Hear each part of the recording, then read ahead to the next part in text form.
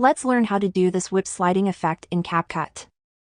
It's a really cool effect for your edits, so let's start. You will need two apps for this: CapCut and Photo Room. I will leave download links in the description so you can download these apps from there. As you can see, I have a cool car video here, and I'm going to go to my middle video, and I want to do the whip sliding effect on this one. So take a screenshot of this video. Now you have to open the Photo Room application. Select Transparent. And select the screenshot. The app will now remove the background from our photo. Then click on the car section right here. Scroll down and enable the blur option. Select Motion Blur. And adjust the strength of the motion blur to your liking. And now save this photo to your photo gallery. Go back to the CapCut app and your project. You need to add an overlay, and select the same video.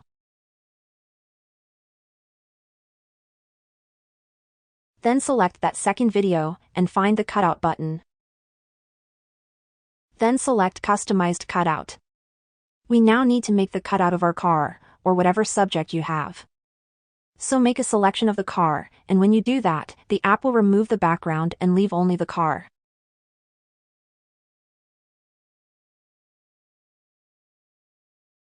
Make the cars the same size in the frame. Now add the image that we created in the Photo Room app. The image with the motion blur effect.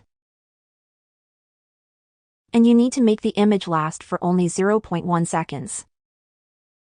Now add a keyframe and put the image on the left.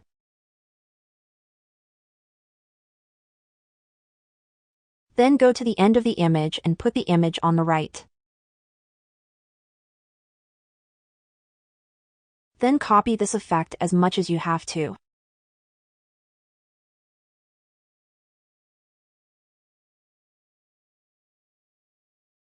And then go back and select the first video, select Layer, and then One. And repeat that for every other video effect.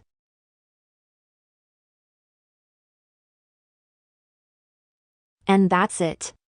We've created the whip sliding effect in CapCut.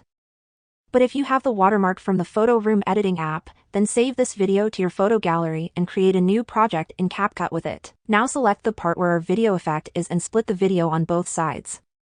And when you do that, simply zoom in the video a little bit until you can't see the watermark anymore. And that's how you can create the whip sliding effect in CapCut. Thanks for watching and see you in the next video.